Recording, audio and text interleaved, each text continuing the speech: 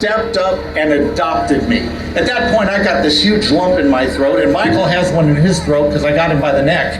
And I said to her, they just stepped up. I said, that's unbelievable. Think about where your nation was in 1940. The British Expeditionary Force in May of 1940 was trapped at Dunkirk and about to be annihilated until I think the Lord intervened and there was a miraculous evacuation.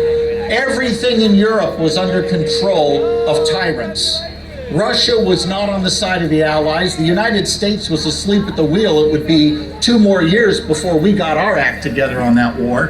And that family could have looked at that little girl and said, we can't afford to feed another child.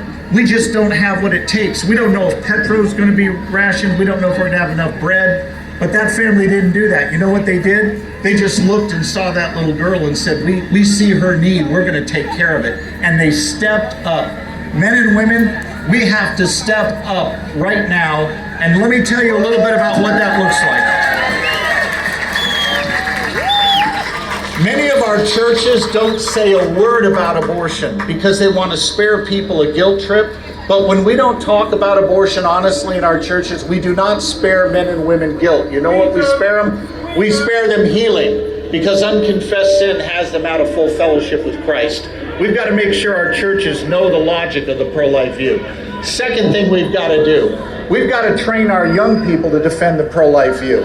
I speak at Christian worldview forums all over the world, and most of the time when I speak and I ask how many of you before coming to this conference had ever heard a pro-life presentation, the numbers are dismal.